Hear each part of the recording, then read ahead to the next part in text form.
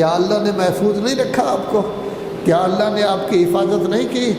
کیا اللہ نے آپ کو ان کے ظلم سے نہیں بچایا؟ تو بچانے والا تو اللہ ہوتا ہے، جنگ ہو تب بھی بچانے والا اللہ ہے، دوسرے معاملات ہوں تب بھی بچانے والا اللہ ہے۔ کیا اللہ پر آپ کا اعتقاد ہے؟ کیا اللہ کو مانتے ہو؟ کیا اللہ کو طاقتور سمجھتے ہو؟ کیا اللہ کو عزیز اور غالب سمجھتے ہو؟ کیا اللہ کو حکیم سمجھتے ہو؟ کیا اللہ آپ کی مصلحت کے مطابق کام کرتا ہے سوچتے ہو؟ اگر سوچتے ہو تو اللہ کی بات کو مانو، آپ کے تمام معاملات کا ذمہ دار اللہ ہو جائے گا، آپ کو ہمیشہ محفوظ رہے گا۔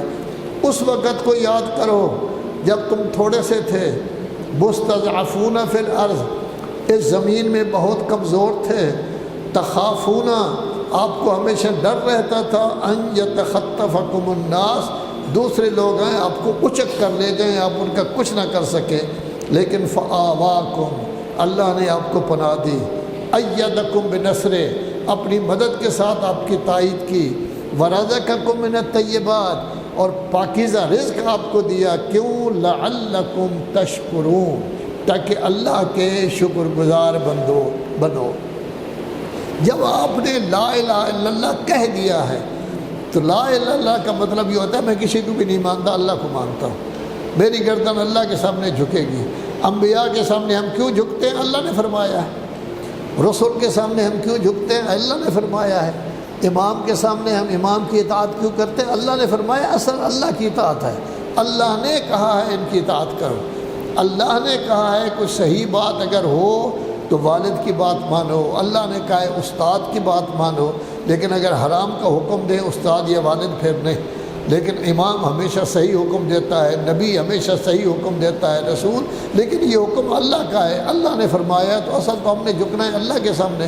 سوچو، کیا اللہ کی نافرمانی کر کے اللہ کے ساتھ خیانت تو نہیں کر رہے؟ آپ نے تو معاہدہ کیا تھا، عہد کیا تھا، تعہد کیا تھا، لا الہ الا اللہ، میں بس تیرے سامنے جھکوں گا۔ اب شیطان کے سامنے کیوں جھکتے ہو؟ طاغوت کے سامنے کیوں جھکتے ہو؟ مال کے سامنے کیوں جھکتے ہو؟ دولت کے سامنے کیوں جھکتے ہو؟ افسر کے سامنے کیوں جھکتے ہو؟ تو خیانت کر رہے ہو۔ آپ نے کہا تھا یا رسول اللہ میں آپ کو رسول مانتا ہوں، ہر معاملے میں آپ کی اطاعت کروں گا، دل سے اطاعت کروں گا، دل میں یہ خیال بھی نہیں لوں گا کہ آپ نے یہ حکم صحیح کیوں دیا ہے، یہ میں سمجھوں گا آپ کا ہر حکم صحیح ہے، 100% صحیح ہے۔ تو اللہ فرما رہا ہے نہ اللہ کے ساتھ خیانت کرو، نہ اللہ کے رسول کے ساتھ خیانت کرو، جو امانتیں اللہ نے آپ کو دی ہوئی ہیں ان میں بھی خیانت نہ کرو۔ مثلا ایک امانت آپ کے پاس کیا ہے؟ اولاد ہے، اولاد کی اچھی تربیت کرو، ان کو اللہ کا بندہ بناؤ۔